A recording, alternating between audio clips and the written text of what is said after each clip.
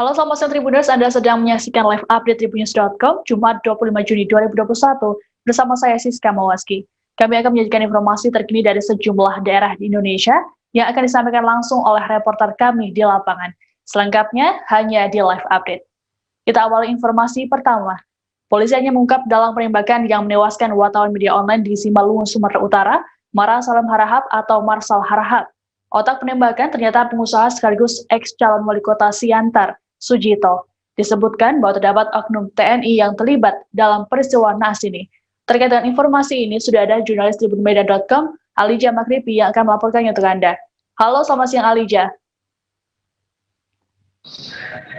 Ya, selamat siang Siska. Halo Alija, bisa dijelaskan bagaimana kronologis dari pembunuhan terhadap Marsal Harahap ini? Ya, terima kasih Siska. Kapolda Sumut Irjen Pol Panca Simanjuntak didampingi Pangdam 1 Bukit Barisan, Majeng TNI Hasanuddin telah memaparkan kasus penembakan terhadap Mara Salim Harahap. Nah, adapun yang melatar belakangi pelaku yang saat ini ada 3 orang adalah sakit hati.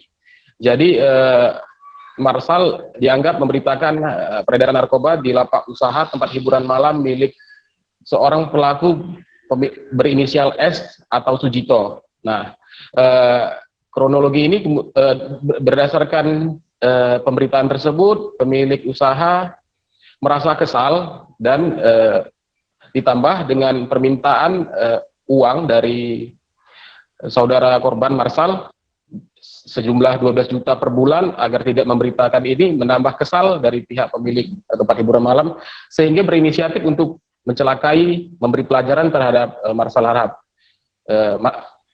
Pemilik usaha Sujito kemudian meminta anggotanya Yudi dan salah seorang oknum prajurit TNI untuk melakukan mencelakai, memberi pelajaran gitu. Seperti itu, Siska. Oke, lalu Alija bisa dijelaskan bagaimana profil dari tersangka Sujito yang dikabarkan merupakan mantan calon wali kota Pematang Siantar tahun 2015? Nah, menariknya Sujito selaku pemilik tempat hiburan malam Ferrari ini pernah mencalonkan diri sebagai wali kota Pematang Siantar tahun 2016. Sujito pada saat itu mencalonkan dengan nomor urut 1 bersama dengan pasangannya wakil wali kota Jumadi.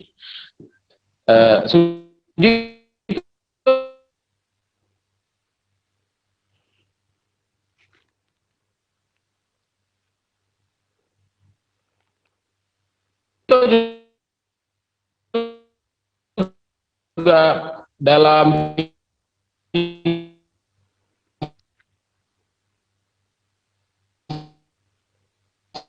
misinya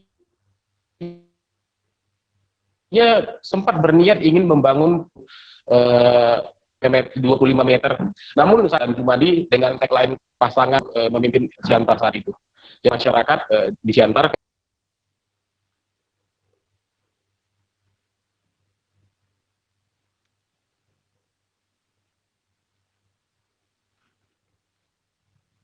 Oke, baik Tribuners, kami akan menampilkan wawancara jurnalis kami dengan Kapolda Sumatera Utara, Irjen Pol Panca Putra Simanjuntak.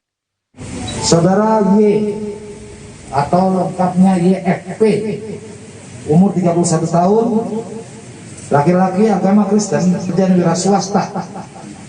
Yang bersangkutan adalah humas atau manajer di Ferrari Bar and Resto. Tempat tinggal Jalan Melati, Perum Senayan, Indah, Kelurahan Tanjung Tonga, Kecamatan Siantar, Martoba, Kota Pematang Siantar. Yang kedua adalah saudara S, yaitu berumur 57 tahun, laki-laki, agama Buddha, pekerjaan wira swasta, selaku pemilik ya Ferrari Bar and Resto. Alamat kita ambil salah satu kita peroleh, kita juga sudah bisa menetapkan peran masing-masing tersangka, yaitu orang yang melakukan dan menyuruh melakukan. Ya, ini kita terapkan pasal yang dipersangkakan, pasal 340 subsidiar, pasal 338 junto pasal 55 dan 56 KUHP. Itu adalah kasus pasal yang terkait dengan pembunuhan. Ya, barang bukti yang kita dapat dari hasil penyelidikan, kita sudah menemukan banyak barang bukti, teman-teman sekalian. Saya tidak akan sebutkan satu persatu. Yang penting-penting adalah satu unit mobil korban Datsun Go warna putih, nomor polisi BK 1921 WR, di mana korban ditemukan pada saat kejadian, yaitu hari Jumat tanggal 18 Juni. Kemudian ada parang juga kita temukan di dalam mobil, teman-teman sekalian. Ada kwitansi juga, ya, dari Ferrari Bar and Resto, ya, kwitansi di situ. Kemudian sepatu, kemeja, ikat pinggang. Kemudian satu unit senjata airsoft gun warna hitam merek Walter Chip. Kemudian satu pucuk senjata api jenis pistol buatan pabrikan United States Property model M19A1 US dan seterusnya. Kemudian satu buah magazen, 6 butir peluru amunisi kaliber 9 mm aktif, satu buah mantel, dan satu unit sepeda motor merek Honda Vario BK 6. Beralih ke kabar selanjutnya, Piala Wali Kota Solo 2021 disebut bakal tetap digelar di tengah lonjakan kasus COVID-19. Meski begitu, pertandingan akan dilaksanakan tanpa adanya penonton. Wali Kota Solo Gibran Raka Buming Raka mengungkapkan ada satu tim yang memutuskan mengundurkan diri dari turnamen ini. Terkait dengan informasi ini, sudah ada jurnalis tribunsolo.com Adi Surya Samudra yang akan melaporkannya untuk Anda. Halo, selamat siang Adi. Selamat siang, Siska. Ya, Adi, bisa dijelaskan bagaimana nasib Piala Wali Kota di tengah meroketnya kasus COVID-19 ini? Ya, untuk nasib dari gelaran Piala Wali Kota sendiri, Gibran memastikan bahwa gelaran tersebut masih berlangsung di tengah meningkatnya kasus COVID-19 di Kota Solo. Dan Gibran sendiri juga mengatakan selama penyelenggaraan tetap akan memperketat penerapan protokol kesehatan. Dan diantaranya tidak adanya penonton di stadion selama gelaran tersebut. Dan warga maupun supporter itu diharapkan menonton dari rumah. Oke, apakah ada imbauan-imbauan yang dikeluarkan oleh Pemkot Solo terkait dengan pegelaran Piala Wali Kota Solo ini, Adi? Ya, untuk imbauan sendiri tetap mengacu dengan SD bahwa setiap masyarakat diharapkan juga menggelar nonton bareng selama Piala Wali Kota. Selain itu juga penonton atau warga, supporter maupun warga diharapkan tidak datang ke stadion. Oke. Adi, nampaknya suara Anda kurang terdengar. Lalu adakah dikabarkan ada klub sepak bola yang pemainnya dinyatakan positif terpapar COVID-19. Lalu bagaimana nasibnya kini? Oh ya, untuk klub sendiri, klub yang ada pemain positif COVID-19, yakni Dewa United, ada sebanyak 10 pemain yang dikabarkan positif COVID-19 dan saat ini sudah mengundurkan diri dari gelaran Piala Wali Kota dan saat ini posisinya sudah digantikan oleh Sriwijaya FC. Oke, baik, terima kasih laporannya jurnalis tribunsolo.com Adi Surya Samudra. Kita beralih ke informasi selanjutnya. Melonjaknya kasus COVID-19 pekan ini membuat keluarga Menteri Koordinator Bidang Politik, Hukum, dan Keamanan atau Menko Polhukam Mahfud MD menunda acara pernikahan. Sedianya acara pernikahan yang akan digelar pada 3 Juli mendatang. Disebutkan bahwa acara ini sudah direncanakan dari jauh-jauh hari. Terkait dengan informasi ini, sudah ada jurnalis tribunmadura.com, Kuswanto Ferdian. Ia akan melaporkannya untuk Anda. Halo, selamat siang, Kuswanto. Halo, selamat siang. Kuswanto, bisa dijelaskan pernikahan siapa dari keluarga Mahfud MD yang ditunda ini? Oke, Pertama, pernikahan yang ditunda dari keluarga Mahfud MD ini adalah adik dari Cak Firman atau Firman Sali. Firman Sali merupakan keponakan dari Mahfud MD. Yang akan menikah adalah adik bungsu beliau yang bernama Sri Sukmana. Rencananya pernikahan itu akan dilakukan pada tanggal 3 Juli mendatang yang akan dilokasikan di Ex Bakorwil, Kabupaten Pamekasan. Namun karena melonjaknya pandemi COVID-19, pernikahan itu akhirnya ditunda karena dikhawatirkan akan menimbulkan kerumunan. Selain itu, sejumlah tokoh sudah melakukan konfirmasi kehadiran kepada keluarga dari Mahfud MD.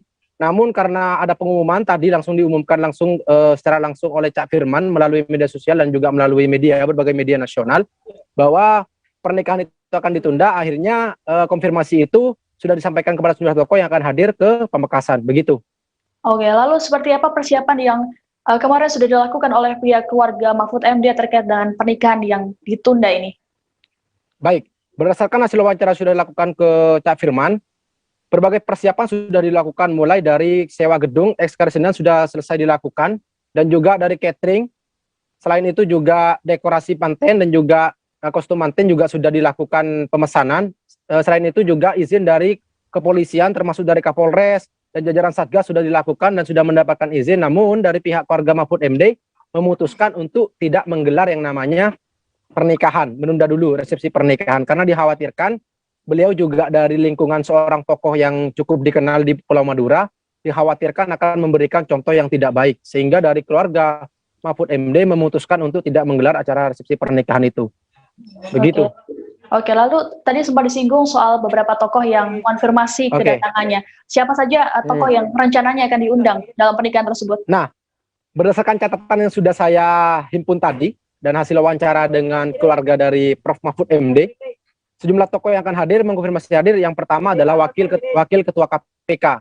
Yang kedua adalah perwakilan dari jajaran Pemprov Jawa Timur dan juga ketua Dewan Kabupaten Pamekasan. Selain itu sejumlah tokoh ormas agama yang ada di Pulau Madura sudah konfirmasi akan kehadiran itu. Namun karena sudah ada konfirmasi dari pihak keluarga bahwa pernikahan itu akan ditunda, sehingga mereka sudah mendapat konfirmasi pernikahan ini sementara ditunda terlebih dahulu sehingga sampai waktu yang belum ditentukan. Jadi pihak keluarga masih belum menentukan waktu kapan akan melanjutkan pernikahan itu. Oh, oke. Baik, jurnalis kami juga sempat melakukan wawancara dengan keponakan dari Mahfud MD, Firman Syah Ali.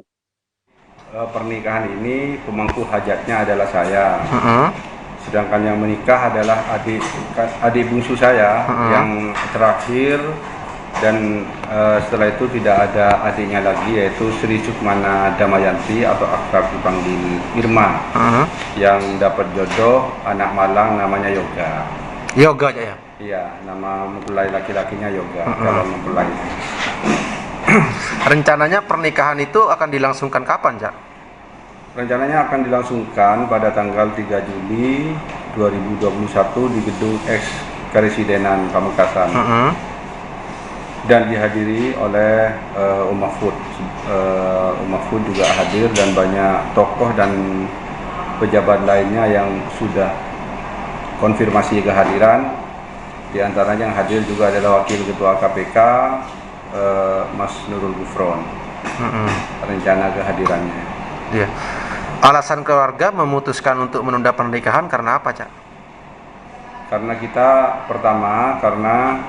peduli pandemi, bahwa psikologi masyarakat memang harus dijaga, walaupun resepsi sudah diformat sedemikian rupa dengan ketat, mematuhi protokol kesehatan dengan ketat dan sebagainya, tapi kami tetap menjaga psikologi masyarakat, khawatir nanti ada gorengan-gorengan di media sosial, keluarga Pak Mahfud berpesta, takut seperti itu, menjaga gorengan-gorengan seperti itu, karena zaman sekarang adalah zaman gorengan. Yang kedua, menjaga kondusivitas di tengah-tengah masyarakat, di mana masyarakat sedang oleh pemerintah sedang diberi pengertian, diberi penyadaran agar mereka aware terhadap bahaya bencana ini.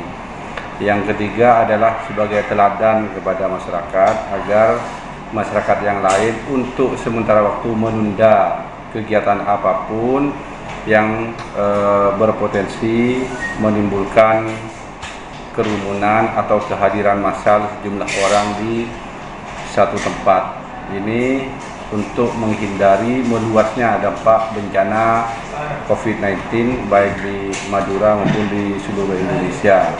Kenapa Madura menjadi perhatian khusus sehingga kami harus menunda acara pernikahan yang sudah disiapkan sekian lama dengan penuh perjuangan, dengan penuh diskusi, dengan penuh perdebatan dan sebagainya adalah karena Madura saat ini sebagaimana kita ketahui bersama telah menjadi salah satu epicentrum penyebaran corona varian baru. Oke. Sebelum keluarga memutuskan menunda pernikahan adik bungsu Cak Firman, persiapan apa yang sudah dilakukan, Cak? Persiapan kami sudah matang, termasuk komunikasi dengan para vendor, permohonan izin ke Satgas Covid, juga permohonan izin ke Kapolres dan sebagainya sudah diurus semua. Bahkan untuk gedung keresiden ini ketika kami sewa juga sudah fix, sudah final disewa tanggal 3 Juli itu. Dan 3 Juli ya? 3 Juli. Oke. Dan 9 hari lagi dari sekarang saat saya wawancara ini. Dan undangan itu sebagian sudah nyampe. Sudah disebar berarti ya? Sudah disebar undangan. Berarti kami nanti harus mengirim lagi pesan satu persatu kepada para undangan. Mohon maaf karena ditunda. Bukan dibatalkan tapi ditunda sampai dengan melandainya COVID-19 ini. Kami akan kembali seusai jeda, tetap di live update. Oke, apa kabar Bang Arief di sini untuk strateginya? Kalau saya sendiri di Jumit 37 ini yang semalam baru mulai, saya udah hitam. Sebenarnya aku nggak ngerasa itu penangkapan atau penggerbegan atau apapun itu, karena gini loh, posisinya aku kriteria. Jadi kita mengenal disebut dengan stroke yang tidak berdarah dengan stroke yang berdarah. Stroke yang tidak berdarah itu biasanya ditandai dengan adanya penyumbatan. Kalau itu penyumbatan di sini mungkin pikirnya tidak ke situ kali ya, tapi kalau di Korea atau di Kamboja itu ada beberapa paper yang saya itu mas dulunya tukang koran. Oh gitu ya, Tukang koran ya, saya baca itu Pak. Tuh kan pernah baca kan jadi kalau saya jadi pangdam itu udah bersyukur banget si anak ini dijadikan sebagai tersangka begitu Ya, kalau ini kita bicara yang di luar kasus Sebongombo ya. Dengan nama hujan shower, di mana terdapat batas jelas antara daerah hujan dan tidak hujan yang biasanya terjadi pada fase awal mature stage atau tahap berbahaya itu Kang. Jadi mulai artinya terjadinya perlembekan. Nah itu untuk penetrasi akan sulit begitu ya. Dok saya ini menurut saya memang tidak mudah, bukan urusan tanah diambil. Kalau misalnya Amerika Serikat sekarang Rasulullah mengatakan dalam sebuah hadis bahwa berpuasa di 6 hari Syawal itu. Oke, apa kabar Bang Arief di sini untuk strateginya? Kalau saya sendiri di Jumit 37 ini yang semalam baru mulai, saya udah hitam. Sebenarnya aku nggak ngerasa itu penangkapan atau penggerbegan atau apapun itu, karena gini loh, posisinya aku kriteria. Jadi kita mengenal disebut dengan stroke yang tidak berdarah dengan stroke yang berdarah. Stroke yang tidak berdarah itu biasanya ditandai dengan adanya penyumbatan. Kalau itu penyumbatan di sini mungkin pikirnya tidak ke situ kali ya, tapi kalau di Korea atau di Kamboja itu ada beberapa paper yang saya itu mas dulunya tukang koran. Oh gitu ya, Tukang koran. Ya, saya baca itu Pak. Tuh kan pernah baca kan jadi kalau saya jadi pangdam itu udah bersyukur banget si anak ini dijadikan sebagai tersangka begitu Ya, kalau ini kita bicara yang di luar kasus Sebongombo ya. Dengan nama hujan shower, di mana terdapat batas jelas antara daerah hujan dan tidak hujan yang biasanya terjadi pada fase awal mature stage atau tahap berbahaya itu Kang. Jadi mulai artinya terjadinya perlembekan. Nah itu untuk penetrasi akan sulit begitu ya. Dok saya ini menurut saya memang tidak mudah, bukan urusan tanah diambil.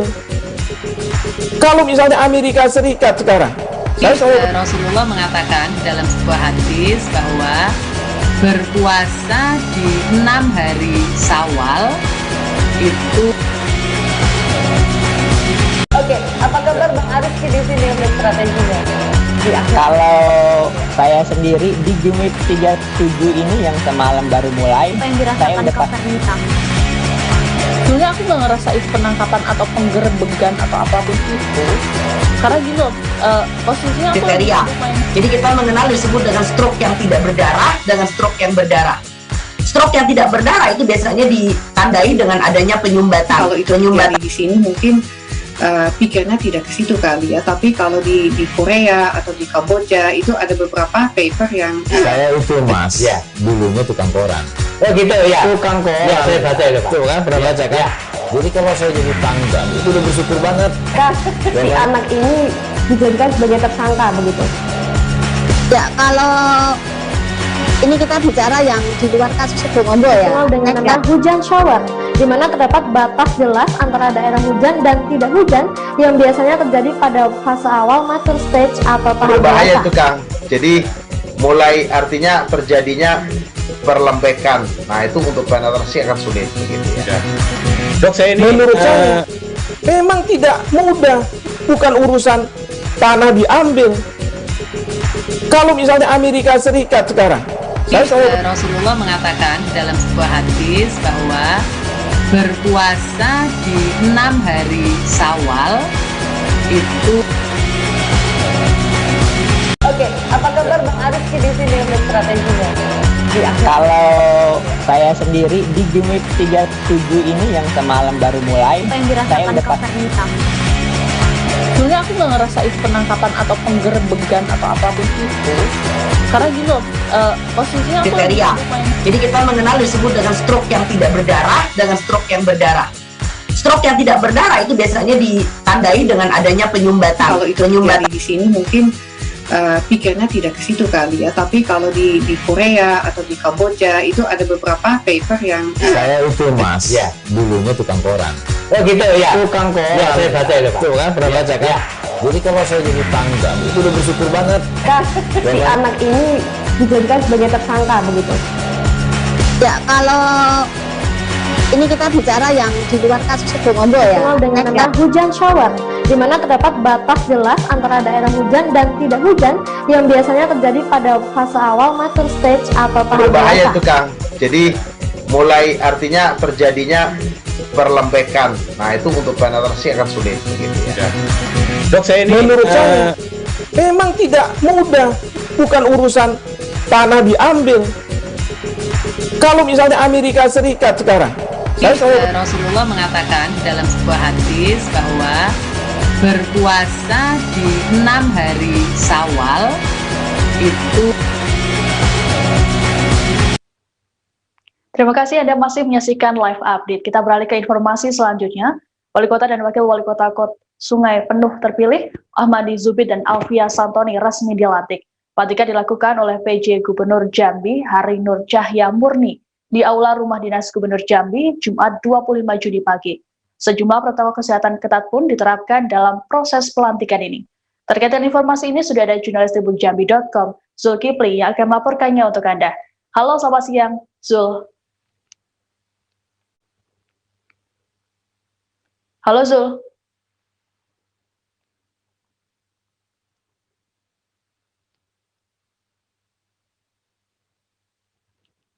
Zul, bisa dijelaskan bagaimana proses pelantikan Wali Kota dan Wakil Wali Kota Sungai Penuh? Oke, baik Mbak dan Tribuners sekalian, bahwa pada pagi hari tadi, tepatnya sekira pukul 9.00 WIB, telah digelar prosesi pelantikan Wali Kota dan Wakil Wali Kota Sungai Penuh Provinsi Jambi terpilih hasil Pilkada tahun 2020 lalu, di mana pada prosesi pelantikan itu sumpah jabatan dan pelantikan dipimpin langsung oleh Ibu PJ Gubernur Jambi, Ibu Hari Nur Cahya Murni.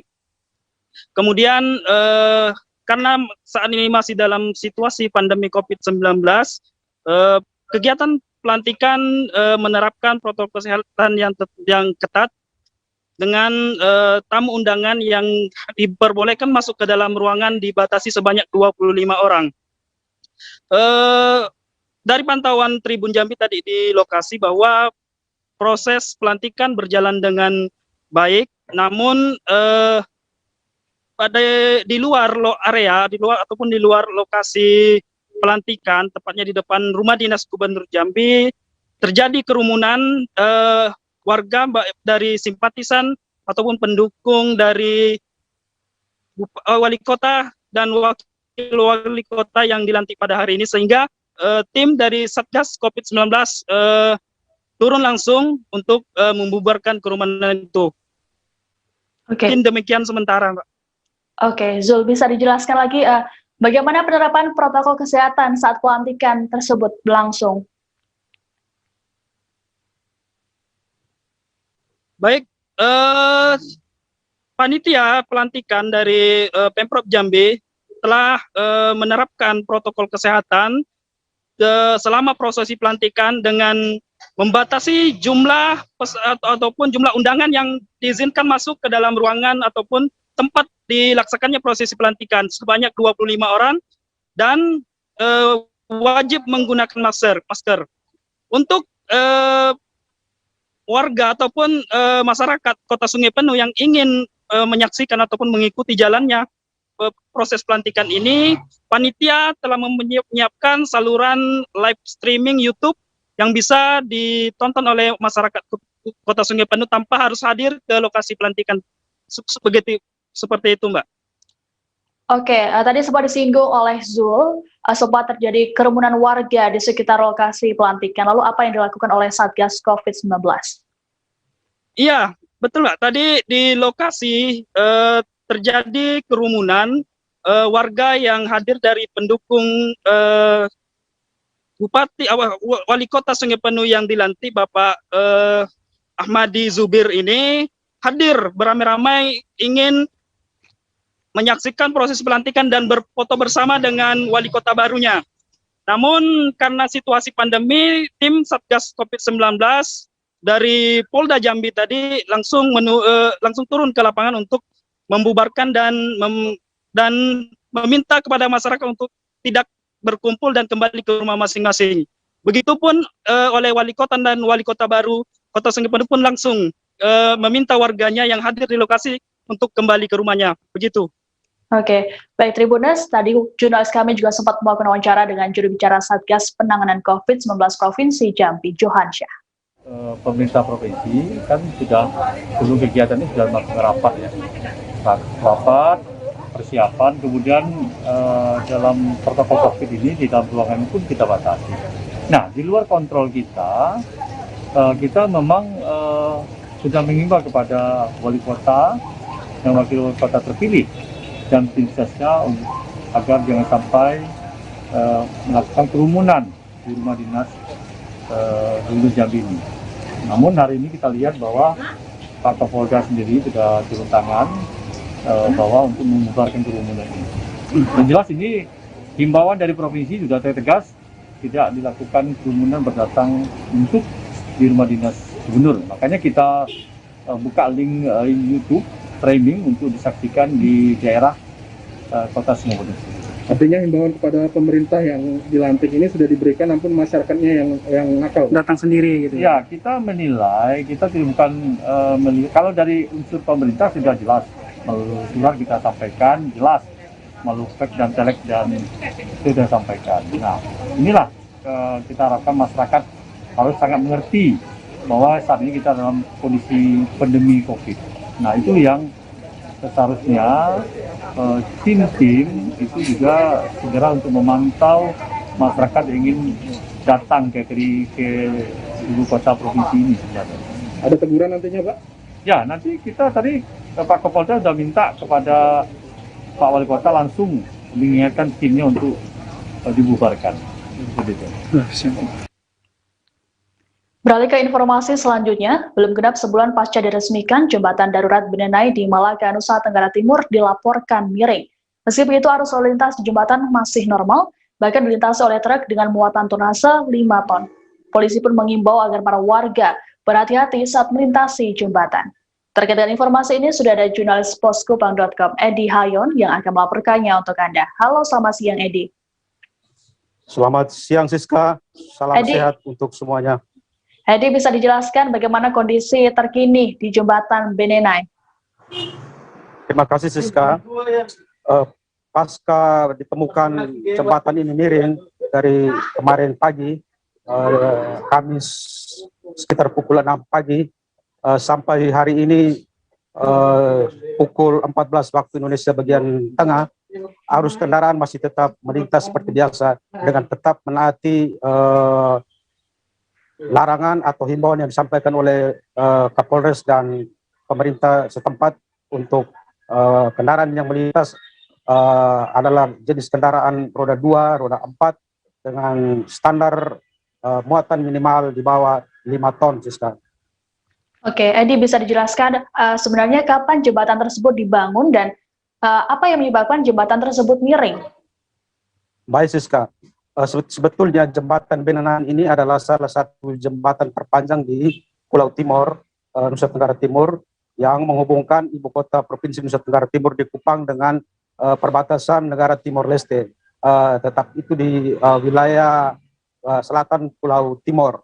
Dan jembatan ini dibangun tahun 2000, lalu ketika itu terjadi banjir bandang dan menyebabkan sisi timur dari jembatan tersebut dihantam oleh banjir, sehingga menyebabkan saat itu korban jiwa cukup banyak. Dan di tahun yang sama dibangun kembali dan pada banjir bandang Badai Seroja tanggal 4 April 2021 lalu, jembatan tersebut tidak sampai roboh, tetapi mengalami kemiringan sekitar 75 derajat. Demikian, Siska. Oke, lalu disebutkan jembatan tersebut miring, dan kenapa masih bisa dilintasi oleh kendaraan, Edi? Baik, Siska. Jembatan darurat yang digunakan sekarang ada dua jembatan. Satu jembatan utama yang kemarin bulan April dihantam oleh banjir, dan sementara sekarang dikerjakan oleh PT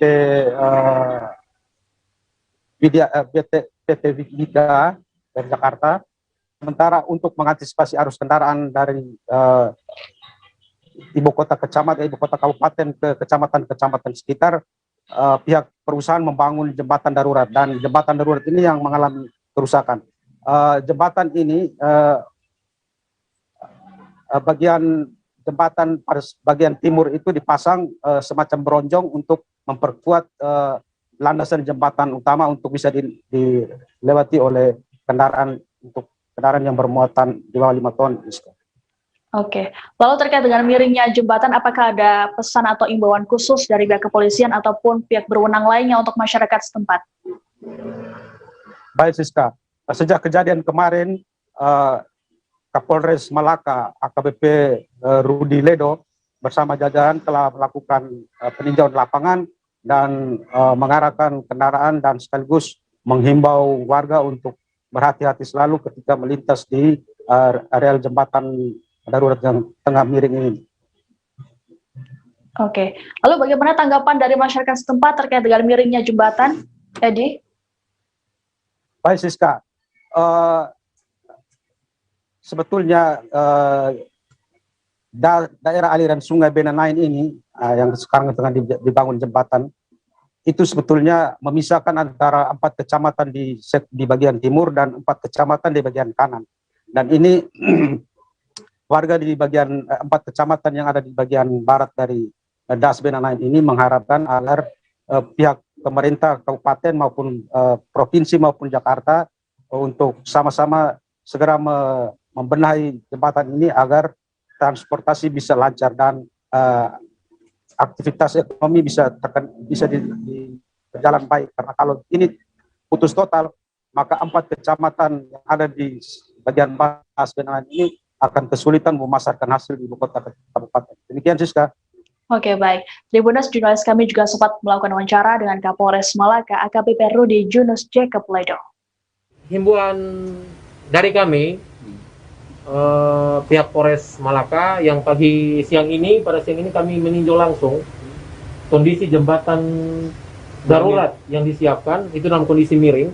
Oleh karena itu masyarakat yang akan melintasi jembatan Benanain diharapkan, kami ulangi, diharapkan untuk memonitor perkembangan Yang diutamakan sekarang adalah kendaraan yang boleh melintas itu kendaraan yang di bawah 5 ton. Itu sesuai keterangan daripada ahli yang ada di PT Wika. Jadi kita jangan memaksakan diri, sementara kita melihat perkembangan situasi dan berdoa bersama tidak ada hujan di daerah lain yang nanti berdampak ke sini sampai bisa diperbaiki kembali jembatan ini. Jadi kami ulangi, yang mau melintas silakan dengan kendaraan yang memiliki beban di bawah 5 ton. Demikian, Pak. Terima kasih. Pihak pemerintah Kota Denpasar menggelar inspeksi mendadak atau sidak protokol kesehatan dan juga rapid test di Simpang Cokro Aminoto, Jalan Gunung Galunggung, Desa Ubung Kaja, Denpasar Utara pada Jumat 25 Juni. Menurut Kasatpol PP Kota Denpasar, Idewa Anom Sayoga, kegiatan ini dilakukan untuk mengantisipasi COVID-19 varian baru. Selain itu juga untuk mendisiplinkan protokol kesehatan warga di tengah lonjakan kasus COVID-19 di Kota Denpasar dalam sepekan terakhir. Terkait dengan informasi ini, sudah ada jurnalis tribunbali.com, Putu Sri Wahyuni, yang akan melaporkannya untuk Anda. Halo, selamat siang, Sarif. Iya, siang, Siska. Sarif, bisa dijelaskan, petugas gabungan dari Kota Denpasar ini menjaring siapa saja dalam sidak kali ini? Ya, baik.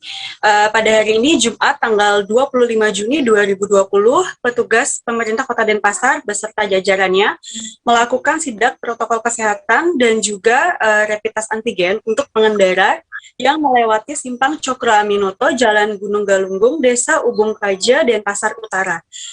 Selain menyasar beberapa pengendara umum, petugas juga menyasar seperti bus yang mengangkut para pemudik ataupun truk yang membawa barang angkutan. Alasan yang memilih Simpang Cokro Aminoto ini dikarenakan Simpang Cokro Aminoto ini merupakan tempat mobilitas tertinggi yang ada di Kota Denpasar, entah dari arah Sempidi ataupun dari arah lalu lintas Ubung ataupun juga dari arah lalu lintas Pasar Batu Kandik. Maka dari itu, pemerintah Kota Denpasar melakukan sidak di tempat ini. Selain itu dikarenakan Desa Ubung Kaja masih pada zona kuning. Oke, Sari, lalu berapa total jumlah orang yang terjaring dalam sidak kali ini? Ya, untuk total orang atau pelanggar yang terjaring pada pagi hari tadi berjumlah 9 orang, 8 diantaranya didenda sebesar Rp100.000, dan biasanya yang didenda ini merupakan masyarakat yang memang sama sekali tidak menggunakan masker. Sementara sisanya 1 orang itu hanya dilakukan pembinaan, namun akan tetap diawasi oleh petugas. Oke, lalu selain di Simpang Cokro Aminoto, petugas akan menyasar tempat mana saja, Sari? Ya, baik. Selain di Simpang Cokro Aminoto, petugas juga akan menyasar beberapa tempat yang berpotensi menimbulkan kerumunan lainnya, seperti lapangan hijau terbuka yang ada di Kota Denpasar, seperti lapangan Renon, Puputan, ataupun lapangan Lumintang yang memang sebelumnya sudah hampir sepekan ini sudah ditutup oleh petugas dikarenakan melonjaknya kasus COVID-19 di Kota Denpasar. Selain itu juga pihaknya nanti akan menyasar pasar, juga objek wisata seperti pantai. Beberapa hari lalu, Satpol PP Kota Denpasar pun juga sempat menerima laporan dari masyarakat bahwa ada beberapa masyarakat yang berkerumun melakukan aktivitas layang-layang di Pantai Padanggalak.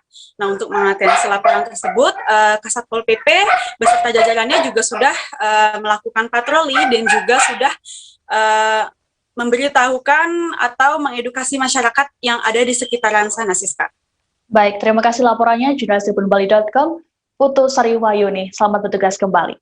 Tribuners, kami akan kembali seusai jeda, tetap di live update. Oke, apa kabar Bang Arif di sini untuk strateginya? Kalau saya sendiri di Jumik 37 ini yang semalam baru mulai, saya udah hitam. Sebenarnya aku nggak ngerasa itu penangkapan atau penggerbegan atau apapun itu, karena gini loh, posisinya aku kriteria. Jadi kita mengenal disebut dengan stroke yang tidak berdarah dengan stroke yang berdarah. Stroke yang tidak berdarah itu biasanya ditandai dengan adanya penyumbatan. Kalau itu terjadi di sini mungkin pikirnya tidak ke situ kali ya, tapi kalau di Korea atau di Kamboja itu ada beberapa paper yang saya itu mas, ya dulunya tukang koran. Oh gitu ya, tukang koran. Ya saya baca itu Pak. Tuh kan pernah baca kan? Ya. Jadi kalau saya jadi pangdam itu udah bersyukur banget. Si anak ini dijadikan sebagai tersangka begitu. Ya kalau Ini kita bicara yang di luar kasus Sibolombo ya. Dikenal dengan nama hujan shower, di mana terdapat batas jelas antara daerah hujan dan tidak hujan yang biasanya terjadi pada fase awal mature stage atau tahap Berbahaya dewasa. itu Kang. Jadi mulai artinya terjadinya perlembekan. Nah itu untuk penetrasi akan sulit gitu ya. Dok, saya ini menurut saya memang tidak mudah, bukan urusan tanah diambil. Kalau misalnya Amerika Serikat sekarang, Rasulullah mengatakan dalam sebuah hadis bahwa berpuasa di 6 hari Syawal itu. Oke, apa kabar Bang Ariski di sini untuk strateginya? Kalau saya sendiri di Jumit 37 ini yang semalam baru mulai, saya udah Sebenarnya aku nggak ngerasain penangkapan atau penggerbegan atau apapun itu, karena gini loh, posisinya aku kriteria. Jadi kita mengenal disebut dengan stroke yang tidak berdarah dengan stroke yang berdarah. Stroke yang tidak berdarah itu biasanya ditandai dengan adanya penyumbatan. Kalau itu terjadi di sini mungkin pikirnya tidak ke situ kali ya. Tapi kalau di Korea atau di Kamboja itu ada beberapa paper yang Saya itu Mas, ya, dulunya tukang koran. Oh gitu ya. Tukang koran. Ya, saya baca itu Pak. Tuh kan, pernah baca kan? Ya. Jadi kalau saya jadi tangga, itu udah bersyukur banget. Si anak ini dijadikan sebagai tersangka begitu. Ya kalau ini kita bicara yang di luar kasus Sibolombo ya. Dikenal dengan nama hujan shower, di mana terdapat batas jelas antara daerah hujan dan tidak hujan yang biasanya terjadi pada fase awal mature stage atau tahap Berbahaya dewasa. itu Kang. Jadi mulai artinya terjadinya perlembekan. Nah itu untuk penetrasi akan sulit gitu ya. Dok, saya ini menurut saya memang tidak mudah, bukan urusan tanah diambil. Kalau misalnya Amerika Serikat sekarang, Rasulullah mengatakan dalam sebuah hadis bahwa berpuasa di 6 hari Syawal itu. Oke, apa kabar Bang Ariski di sini untuk strateginya? Kalau saya sendiri di Jumit 37 ini yang semalam baru mulai, saya udah Sebenarnya aku nggak ngerasain penangkapan atau penggerbegan atau apapun itu, karena gini loh, posisinya aku Kriteria. Jadi kita mengenal disebut dengan stroke yang tidak berdarah dengan stroke yang berdarah. Stroke yang tidak berdarah itu biasanya ditandai dengan adanya penyumbatan. kalau itu terjadi di sini mungkin pikirnya tidak ke situ kali ya. Tapi kalau di Korea atau di Kamboja itu ada beberapa paper yang Saya itu Mas, ya, dulunya tukang koran. Oh gitu ya. Tukang koran. Ya, saya baca itu Pak. Tuh kan, pernah baca kan? Ya. Jadi kalau saya jadi tangga, itu udah bersyukur banget. Si anak ini dijadikan sebagai tersangka begitu. Ya kalau ini kita bicara yang di luar kasus Sibolombo ya. Dikenal dengan nama hujan shower, di mana terdapat batas jelas antara daerah hujan dan tidak hujan yang biasanya terjadi pada fase awal mature stage atau tahap Berbahaya dewasa. itu Kang. Jadi mulai artinya terjadinya perlembekan. Nah itu untuk penetrasi akan sulit gitu ya. Dok, saya ini menurut saya memang tidak mudah, bukan urusan tanah diambil. Kalau misalnya Amerika Serikat sekarang, Rasulullah mengatakan dalam sebuah hadis bahwa berpuasa di 6 hari Syawal itu. Oke, apa kabar Bang Ariski di sini untuk strateginya? Kalau saya sendiri di Jumit 37 ini yang semalam baru mulai, saya udah Sebenarnya aku nggak ngerasain penangkapan atau penggerbegan atau apapun itu, karena gini loh, posisinya aku Kriteria. Jadi kita mengenal disebut dengan stroke yang tidak berdarah dengan stroke yang berdarah. Stroke yang tidak berdarah itu biasanya ditandai dengan adanya penyumbatan. kalau itu terjadi di sini mungkin pikirnya tidak ke situ kali ya. Tapi kalau di Korea atau di Kamboja itu ada beberapa paper yang Saya itu Mas, ya, dulunya tukang koran. Oh gitu ya. Tukang koran. Ya, saya baca itu Pak. Tuh kan, pernah baca kan? Ya. Jadi kalau saya jadi tangga, itu udah bersyukur banget. Si anak ini dijadikan sebagai tersangka begitu. Ya kalau ini kita bicara yang di luar kasus Sibolombo ya. Dikenal dengan nama hujan shower, di mana terdapat batas jelas antara daerah hujan dan tidak hujan yang biasanya terjadi pada fase awal mature stage atau tahap Berbahaya dewasa. itu Kang. Jadi mulai artinya terjadinya berlembekan. Nah, itu untuk penetrasi akan sulit begitu ya. Dok, saya ini menurut saya memang tidak mudah, bukan urusan tanah diambil. Kalau misalnya Amerika Serikat sekarang, Rasulullah mengatakan dalam sebuah hadis bahwa berpuasa di 6 hari Syawal itu. Oke, apa kabar Bang Arifki di sini untuk strateginya? Kalau saya sendiri di Jumip 37 ini yang semalam baru mulai, saya udah pas. Sebenarnya aku nggak ngerasa itu penangkapan atau penggerbegan atau apapun itu, karena gini loh, posisinya aku kriteria. Jadi kita mengenal disebut dengan stroke yang tidak berdarah dengan stroke yang berdarah. Stroke yang tidak berdarah itu biasanya ditandai dengan adanya penyumbatan. Kalau itu terjadi di sini mungkin pikirnya tidak ke situ kali ya, tapi kalau di Korea atau di Kamboja itu ada beberapa paper yang saya itu mas ya dulunya tukang koran. Oh gitu ya, Tukang koran ya, saya baca itu Pak. tuh kan pernah baca kan Ya. jadi kalau saya jadi tanggal itu udah bersyukur banget. Si anak ini dijadikan sebagai tersangka begitu. Ya, kalau ini kita bicara yang di luar kasus Sibolombo ya. Dikenal dengan nama hujan shower, di mana terdapat batas jelas antara daerah hujan dan tidak hujan yang biasanya terjadi pada fase awal mature stage atau tahap Berbahaya dewasa. itu Kang. Jadi mulai artinya terjadinya perlembekan. Nah, itu untuk penetrasi akan sulit begitu ya. Dok, saya ini menurut saya memang tidak mudah, bukan urusan tanah diambil. Terima kasih Anda masih menyaksikan live update. Kita beralih ke informasi selanjutnya. Imbas erupsi Gunung Merapi, terjadi hujan abu vulkanik di wilayah Klaten, Jawa Tengah pada Jumat 25 Juni sekira pukul 5 waktu Indonesia Barat. Setidaknya ada 4 dukuh atau dusun yang diguyur hujan abu vulkanik ini, yakni Dukuh Pajegan, Dukuh Cangu, Dukuh Sumur, dan Dukuh Gerintingan. Adapun ketebalan abu berkisar antara tipis dan sedang. Terkait dengan informasi ini, jurnalis kami tribunjogja.com Al-Murfi Sofyan akan melaporkannya untuk Anda. Halo, selamat siang Alfi. Halo, selamat siang Siska. Alfi, bisa dijelaskan bagaimana kondisi terkini di lereng Merapi?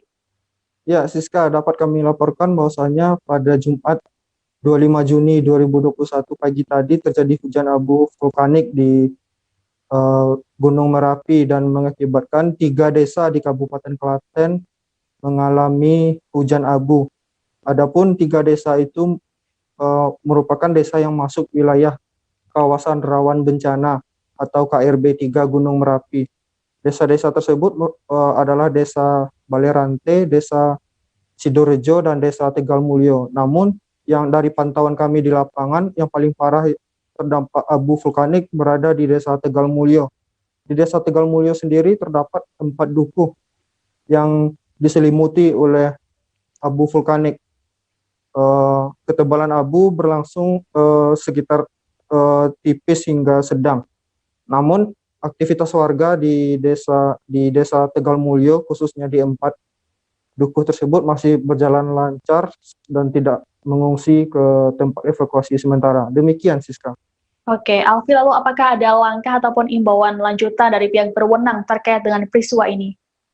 Ya, berdasarkan wawancara tadi dengan pemerintah desa, pemerintah kecamatan hingga dengan BPBD Kabupaten Klaten, bahwasanya masyarakat dihimbau untuk tetap waspada, terutama warga yang berada di KRB 3 Gunung Merapi. Sementara aktivitas warga tetap dipantau oleh pihak pemerintah, baik dari pemerintah desa, pemerintah kecamatan maupun BPBD Kabupaten Klaten. Demikian, Siska. Baik, Alfi, adakah informasi tambahan yang akan disampaikan lagi? Ya, untuk hari ini aktivitas masih berjalan normal dan cuaca tadi di Desa Tegal Mulyo, Kecamatan Kemalang terlihat mendung. Namun sekitar pukul 9 hingga pukul 11 itu abu vulkanik masih berguguran, namun dalam kisaran tipis begitu, Siska. Baik, terima kasih laporannya jurnalis tribunjogja.com Al-Murfi Sofyan. Kita beralih ke informasi selanjutnya. Tim penyelamat gabungan memutuskan menghentikan pencarian terhadap seorang nelayan yang hilang di Desa Penarikan, Kecamatan Langgam, Kabupaten Pelalawan Riau. Nelayan bernama Budiwan tersebut dilaporkan hilang di Sungai Nilo sejak Sabtu 19 Juni kemarin. Kala itu Budiwan pamit kepada istrinya untuk memeriksa perangkap ikan dan tak ada informasinya hingga kini. Terkait dengan informasinya, sudah ada jurnalis tribunpekanbaru.com, Yohanes Tanjung, yang akan melaporkannya untuk Anda. Halo, selamat siang Yohanes. Yohanes. Ya, selamat siang Siska. Ya, Yohanes, bisa dijelaskan bagaimana kronologi dari hilangnya nelayan tersebut? Ya, baik. Dapat kami jelaskan terkait hilangnya seorang nelayan bernama Budiwan berusia 42 tahun di Desa Penarikan, Kecamatan Langgam, Kabupaten Pelalawan Riau. Berawal ketika hari Kamis tanggal 17 Juni 2021, Budiwan pamit kepada istrinya untuk pergi ke Sungai Nilo memeriksa bubu atau perangkat ikan yang dipasangnya sebelumnya. Sekitar pukul 6 pagi dia berangkat ke sungai dan menggunakan sepeda motor. Setelah beberapa jam di sungai, Budiwan sempat menelpon toke atau penampung ikan untuk mengantar ikan tangkapan kepada toke tersebut. Namun hingga sore hari, Budiwan tidak kunjung mengantar ikan tersebut dan bahkan tidak pulang ke rumah. Pada Jumat pagi, pihak keluarga melaporkan kepada perangkat desa dan melakukan pencarian di sekitar Sungai Nilo. Hingga Jumat sore juga keberadaan Budiwan belum diketahui. Hal itu melibatkan dari Pol Airut, Polres Pelalawan, Badan Penanggulangan Bencana, Satpol PP, dan Basarnas dari Kota Pekanbaru melakukan pencarian di sekitar Sungai Nilo menggunakan paling sedikitnya 10 kapal kayu bermotor atau yang disebut pompong dan beberapa perahu karet. Pencarian terus dilakukan hingga hari Minggu dan jatuh sampai hari Senin. Bahkan kondisi di sungai yang cukup lebar, keberadaan Budiwan belum tak kunjung ditemukan. Hingga hari kelima pencarian, BPBD dan tim gabungan lainnya memutuskan untuk menghentikan pencarian karena tidak ada tanda-tanda yang ditemukan di sekitar sungai. Demikian Siska. Oke, lalu bagaimana tindakan selanjutnya yang akan dilakukan oleh keluarga terkait dengan keputusan untuk menghentikan pencarian korban? Baik Siska, tim gabungan menyarankan kepada pihak keluarga untuk melaporkan kehilangan korban kepada pihak yang berwajib, dalam hal ini polisian, yakni Polsek Langgam. Pasalnya pihak atau tim pencarian tidak bisa memastikan apabila Budiwan tenggelam atau hanyut di Sungai Nilo. Pasalnya, tim juga tidak kunjung menemukan kapal kayu bermotor yang digunakan Budiwan selama berlayar di Sungai Nilo mencari ikan. Bahkan tidak ada tanda-tanda apapun yang ditemukan tim gabungan selama 5 hari pencarian. Hanya saja tim menemukan sepeda motor yang digunakan Budiwan di tepi sungai. Demikian, Rizka. Baik, terima kasih laporannya, jurnalis tribunpekanbaru.com, Yohanes Tanjung. Kita beralih ke informasi selanjutnya. Musyawarah Nasional Kamar Dagang dan Industri atau Munas Kadin ke-8 akan berlangsung pada 30 Juni hingga 2 Juli mendatang. Rencananya acara ini akan dibuka langsung oleh Presiden Joko Widodo di pelataran Masjid Al-Alam Kendari pada Rabu 30 Juni. Hingga kini sejumlah persiapan tengah dilakukan oleh pihak panitia Munas Kadin, termasuk pembahasan bersama dengan panitia pusat untuk mematangkan konsep pelaksanaan. Terkait dengan informasinya, sudah ada jurnalis Tribunnews Sultra, Amelda Devi. Amelda. Iya, Siska. Amelda, bisa dijelaskan bagaimana perkembangan terkini dari persiapan Munas Kadin 2021 ini? Ya, baik. Terima kasih, Siska. Saat ini saya sedang berada di kantor Kadin Sultra. Ya, nampak panitia sudah sering berdatangan di siang hari ini, melakukan terus persiapannya. Dan informasi yang saya dapat, persiapan itu sudah 95%. 5%-nya itu tinggal menunggu para peserta hadir dan melaksanakan Munas Kadin ini. Kemudian persiapannya itu mulai dari pemasangan bendera, baliho, umbul-umbul, serta billboard sudah dipasang sepanjang jalan yang akan dilalui para peserta Munas dari Bandara Halu Oleo hingga tempat tujuan pelaksanaan Munas di Hotel Claro. Kemudian perlu diketahui kemarin Kamis 24 Juni 2021 telah hadir ke panitia pusat berkunjung ke Kota Kendari untuk mematangkan konsep pelaksanaan Munas Kadin, para panitia pusat ini melakukan kunjungan di beberapa tempat. Salah satu diantaranya di tempat lokasi pelaksanaan vaksinasi, yaitu di halaman kantor gubernur. Kemudian mereka berkunjung ke Hotel Claro sebagai tempat kongres Munas Kadin, kemudian beralih ke Masjid Al-Alam sebagai lokasi pembukaan Munas Kadin, kemudian memantau tempat-tempat lainnya didampingi panitia lokal. Terima kasih. Oke. Untuk diketahui, Munas Kadin ini juga digelar di tengah lonjakan kasus COVID-19. Lalu bagaimana antisipasi dari pihak panitia dalam pencegahan COVID-19 di kegiatan ini? Iya, baik. Seperti informasi yang saya dapat dari Koordinator Media Center Munas Kadin, panitia telah menyediakan proses swab PCR yang sangat ketat, protokol kesehatan juga diterapkan sangat ketat. Dimulai dari kedatangan para peserta di Bandara Haloleo, kemudian akan menuju ke Hotel Claro, itu juga akan dilakukan tes swab PCR. Kemudian saat melakukan kedatangan para peserta itu di tanggal 28 dan 29. Pada saat tanggal 30, para peserta melakukan pembukaan di Masjid Al-Alam dan kembali ke hotel untuk melakukan kongres di malam harinya, itu pun juga akan dilakukan tes swab. Nah, dari panitia sendiri juga telah menyediakan stiker khusus bagi peserta yang telah melakukan tes swab. Kemudian, meskipun ada beberapa anggota juga yang telah divaksin, tetap juga harus melakukan swab karena menurut panitia, protokol kesehatan ini tetap harus dilaksanakan dengan ketat. Oke, lalu Amel, berapa jumlah total peserta yang akan mengikuti Kongres Munas Kadin ini?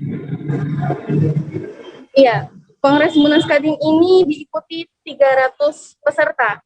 Di antaranya satu provinsi itu dihadiri 3 perwakilan dan dua orang sebagai pendampingnya.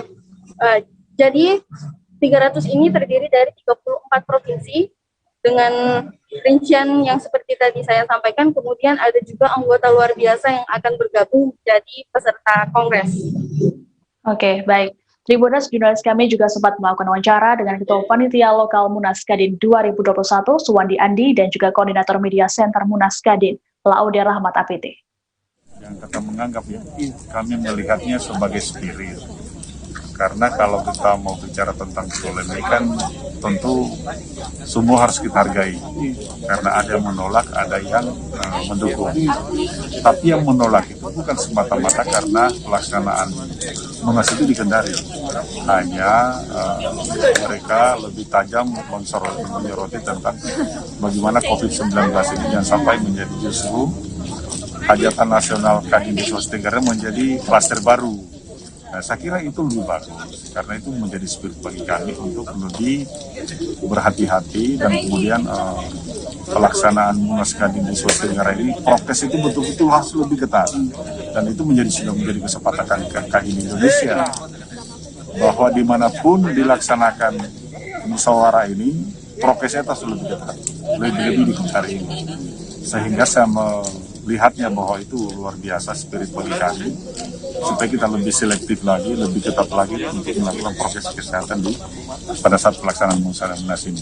Kira-kira begitu. Untuk saat ini Bang, ada tidak yang dari pihak Kadin di wilayah lain? Indonesia, wilayah lain yang menolak Munas Kadin di Kendari karena persoalan COVID yang lagi melonjak? Ada yang memberi saran, ada yang mengkritisi juga.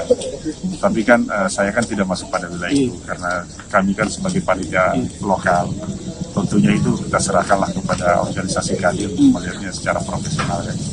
Itu nanti urusan mereka lah.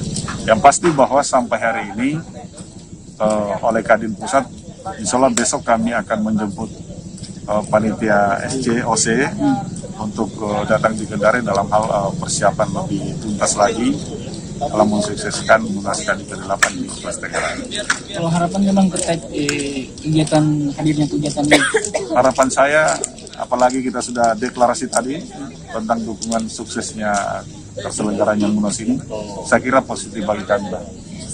Terima kasih banyak, apresiasi Kadin Indonesia, khususnya Kadin Sulawesi Tenggara dalam kepanitiaan musyawarah ini terhadap sikap elegan teman-teman Cipayung, teman-teman DM Sulawesi Tenggara yang hadir di malam ini untuk mendukung dan memberi spirit bagi Kadin Indonesia, khususnya Kadin Sulawesi Tenggara, untuk bersama-sama mensukseskan Munas ke-8 ini di Kendari. Terima kasih. Oke. Kalau kita presentasi secara statistik, persiapan ini sudah 90% lebih, 95. 5%-nya tinggal menunggu kesamaratan. Lalu kemarin kan sudah rapat persiapan di lapangan termasuk kondisi perkara. Cuma memang ada acara di pembukaan itu ada yang harus dikonsultasikan dengan Biro Kepresidenan. Nanti finalnya nanti setelah keluar dari hasil konsultasi. Nah, lalu saya kira lokasi itu sudah dicek kemarin oleh Panitia Pusat, Laro, lapangan, termasuk lokasi kunjungan Presiden. Jadi posisi tinggal lepas landas, sudah siap semuanya. Tengah badai ada isu penolakan apapun, ya kita tetap fokus mensukseskan Munas ini. Ya, kita tetap fokus, tidak terganggu, tidak tergoda dengan isu-isu provokasi yang ada di sana. Informasi tadi sekaligus menutup jumpa kita dalam live update kali ini. Terus saksikan live update berikutnya hanya di kanal tribunnews.com. Jangan lupa untuk terus disiplin menerapkan protokol kesehatan dimanapun Anda berada demi kesehatan Anda dan juga keluarga. Saya Siska Mawaski beserta kru yang bertugas pamit undur diri. Terima kasih dan sampai jumpa.